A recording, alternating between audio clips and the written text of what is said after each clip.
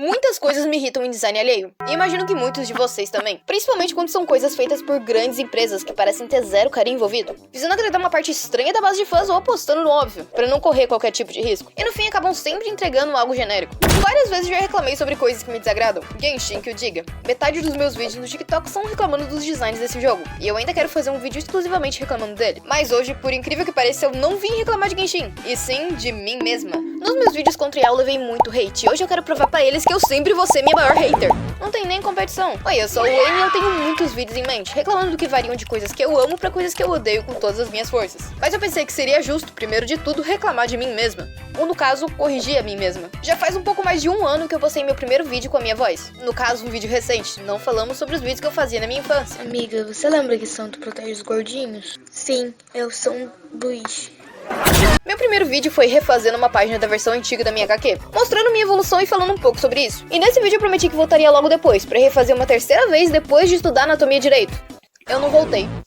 E praticamente não estudei anatomia. E tal qual um pai ausente, eu decidi voltar do nada e cumprir minhas promessas. Papai te ama. Eu também tô chegando nos 50 mil inscritos e acho que seria legal dar uma revisitada no meu primeiro vídeo, já que muita coisa mudou. Desde a minha OC, que de bonitinho virou esse ser diabólico, até minha entonação, por incrível que pareça. Naquela época eu falava como um ser de luz. Oi, eu sou o Wayne. Oi, eu sou o Wayne! Então pra começar eu tenho que escolher uma entre as mais de 50 páginas da versão antiga de Aurora. Eu tenho muitas páginas que eu detesto com todas as minhas forças, porque eu sei que eu entreguei porcamente por preguiça. Porém, tem muitas páginas que apesar de não serem perfeitas, são bem bonitas visualmente. Eu sempre entreguei muito nos detalhes, mas tem um porém. Eu criava e ainda crio os detalhes procurando imagens do Pinterest e desenhando eles lá no fundo. Então muitos detalhes acabam sem significado pra mim, porque eu sei o processo por trás. Mas uma entre essas várias páginas acaba se destacando entre as outras. Talvez isso tenha sido muito broxante, eu sei que tá meio esquisito, a perspectiva tá errada, a composição tá confusa, e mesmo nessa versão antiga tem páginas muito mais bonitas que essa. Mas foi a primeira vez que eu fiz o uso de uma coisa. Subtexto é tudo aquilo que não é dito diretamente, mas tá ali, escondido nas entrelinhas ou no caso de imagens nos detalhes visuais. Cores, expressões, composição. Nessa página a gente tem as sarjetas do quadrinho, como chama essas barrinhas brancas, desenhadas como se fossem barras de gaiola pra tentar simbolizar de alguma forma que aquilo era uma armadilha, e que a Aurora naquele momento já tava presa nessa gaiola. Lembra que eu disse que essa foi a primeira vez que eu coloquei subtexto em prática? Eu menti. Não nesse vídeo, não pra vocês. Eu menti pra mim mesmo sobre a complexidade da minha própria criação. E de artista pra artista, você também faz isso. Muito mais do que você imagina. A ideia inicial de Aurora veio de eu quero fazer um quadrinho, mas dá muito trabalho fazer quadrinho colorido, e preto e branco não se destaca muito. E aí eu tive uma ideia genial. E se minha protagonista tivesse acromatopsia? Isso foi criado com o pensamento, vou fazer isso unicamente por preguiça, vai ser genial. Vai ter um motivo por trás das páginas serem preto e branco, já que a gente vai estar vendo pela visão da personagem. Em momento algum passou pela minha cabeça que isso era um subtexto, o que não seria o caso se eu fosse o consumidor de uma obra com a mesma narrativa. Mas aí a história foi evoluindo e consequentemente ganhando mais forma. A gente ainda acompanha a mesma personagem, a Aurora, que tem a cromatopsia e aos poucos vai recuperando as cores, mas peraí, esse não era o enredo original da história, que antes era uma one shot. Mas a ideia veio de isso seria legal, e não de isso seria um subtexto interessante, que agregaria muito na obra. Percebe que ao decorrer da obra eu tô sempre inferiorizando minhas escolhas como puramente preguiçosas ou só estéticas. E eu coloquei todas essas minhas ideias em prática. As cores representam sentimentos, lugares coloridos representam um mistério de algo que ela nunca experienciou na vida. E eu não faço isso só visualmente, como também narrativamente. Várias coisas foram representadas visualmente sem eu precisar escrever uma única palavra. Desde a presença da figura dos olhos em grande parte das estruturas do mundo dos sonhos, significando que tem alguém observando, até os tons mais escuros em momentos mais tensos. A Aurora nunca disse abertamente estou com medo, mas a forma que é representado o mundo ao redor dela se distorcendo diz muito sobre as cenas, sem necessariamente precisar verbalizar tudo. Apesar de estar assustada com o novo sendo apresentado pra ela, ela tá encantada pela visão de algo que nunca viu. As formas pontudas ao redor de certos personagens ou situações reforçam o perigo existente em certas cenas.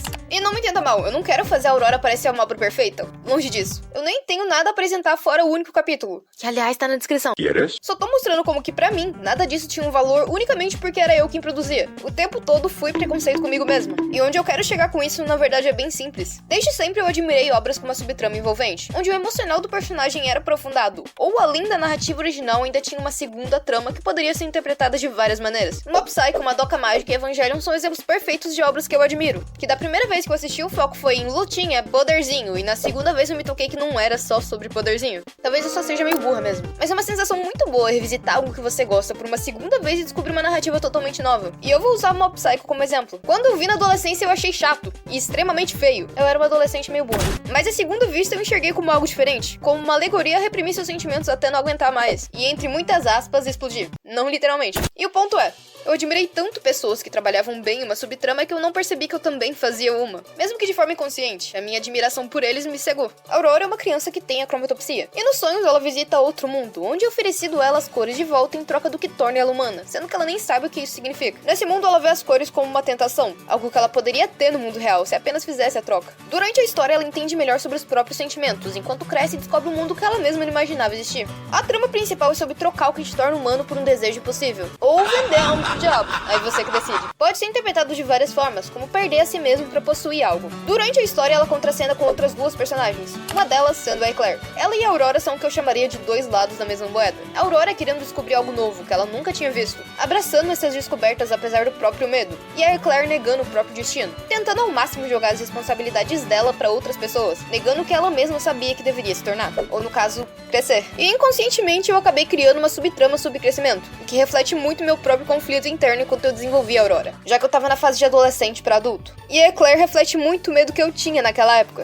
Olhando com outros olhos depois de alguns anos, eu percebo que eu admirava tanto o trabalho de outras pessoas que eu sabotava o meu próprio, tornando algo que dá pra se fazer com tanta naturalidade um bicho de 7 cabeças que não dá nem pra domar. Subtrama nunca foi algo tão complexo, eu mesmo me forcei a pensar assim. Isso se encaixa em muitos outros contextos, sejam eles artísticos ou não. Como mudar de vida, aprender algo novo ou tentar parar com um hábito ruim. A admiração, querendo ou não, cega, ainda mais quando você tem autocobrança e baixa autoestima na mistura. Acaba com você sempre menosprezando o que é seu e endeusando os alheios, não compreendendo o próprio valor, sempre vendo algo feito por outra pessoa como simplesmente genial, ao ponto de achar que você nunca conseguiria fazer algo assim. E eu tenho um ótimo exemplo. Em uma entrevista, o próprio autor de Evangelho, Hideaki Anno, disse o seguinte: Evangelion é frequentemente descrito como filosófico, mas na realidade não é. É pretensioso. E ele explicou o que quis dizer com pretensioso. O anime foi criado pra parecer intelectual, como se houvesse algo maior acontecendo, mas isso era principalmente por questão de estilo. A história de Eva, que parece cheia de mistério à primeira vista, é apenas encenada para dar a impressão de que algo mais profundo tá acontecendo. Na verdade, não há nada por baixo, nenhum significado oculto. Basicamente, fizeram nós de otário da Silva. Então o cara que fez o anime mais pensante não era tão pensante assim. Se nada é pensante, logo tudo é pensante,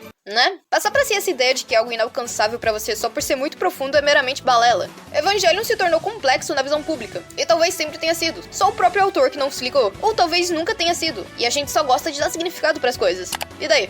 Quando você vê as coisas sendo feitas pelos bastidores, perde um pouco da magia, já que você conhece o processo por trás. Tipo um truque de mágica. Um mágico não vê graça no próprio truque, mas isso não tira o valor dele. Eu amo criar metáforas que talvez não façam sentido nenhum, mas dá pra entender o que eu quero dizer? Quando você tá criando, não existe tanta magia, já que você tava lá em todo o processo. Mas apesar disso, como eu disse no começo do vídeo, eu sou minha maior hater e pretendo continuar sendo. Mas nada me impede de passar conhecimento pra vocês. Ou pelo menos tentar. O desenho acabou ficando pra escanteio, isso sempre acontece quando eu misturo dois assuntos. Mas foi extremamente divertido de fazer. Eu brinquei um pouco com os formatos, fiz algumas coisas mais pontiagudas. Tentei colocar um pouquinho o formato de uma dama de ferro, que também simboliza...